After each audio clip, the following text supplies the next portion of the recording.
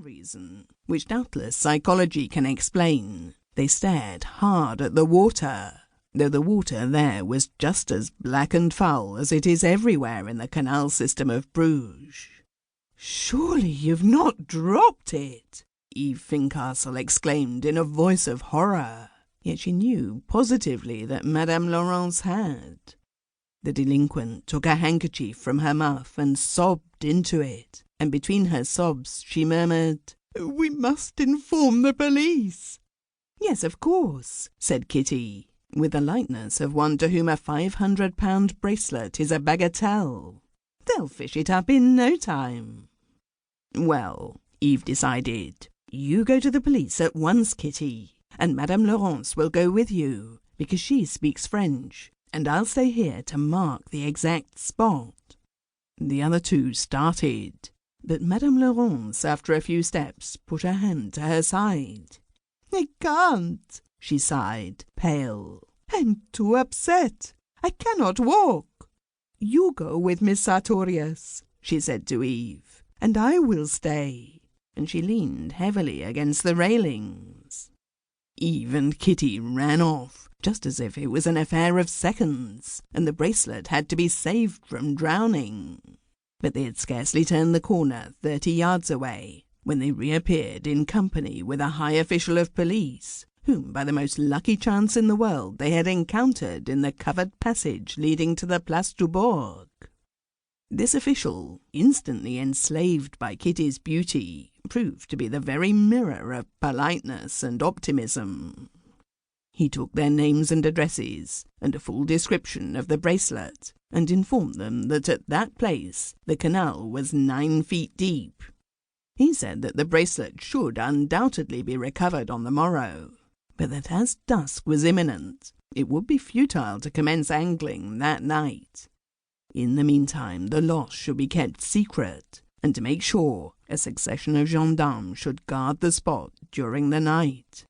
Kitty grew radiant, and rewarded the gallant officer with smiles. Eve was satisfied, and the face of Madame Laurence wore a less mournful hue. "And now," said Kitty to Madame, when everything had been arranged, and the first of the gendarmes was duly installed at the exact spot against the railings, "you must come and take tea with us in our winter garden. And be gay. Smile, I insist, and I insist that you don't worry." Madame Laurence tried feebly to smile. "You are very good-natured," she stammered, which was decidedly true.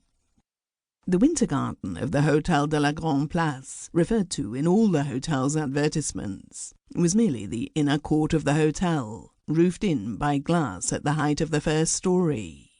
Cane flourished there in the shape of lounge chairs, but no other plant. One of the lounge chairs was occupied, when just as the carillon in the belfry at the other end of the place began to play Gounod's Nazareth, indicating the hour of 5 o'clock, the 3 ladies entered the winter garden. Apparently the toilette of 2 of them had been adjusted and embellished, as for a somewhat ceremonious occasion. "Lo!" cried Kitty Sartorius, when she perceived the occupant of the chair. "The millionaire! Mr. Thorold, how charming of you to reappear like this! I invite you to tea."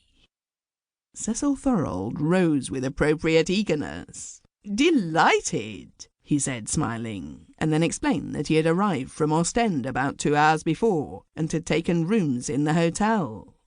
"You knew we were staying here?" Eve asked as he shook hands with her.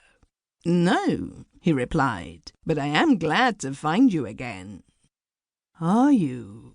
She spoke languidly, but her colour heightened, and those eyes of hers sparkled. "Madame Laurence," Kitty chirruped, "let me present Mr. Cecil Thorold. He is appallingly rich, but we mustn't let that frighten us."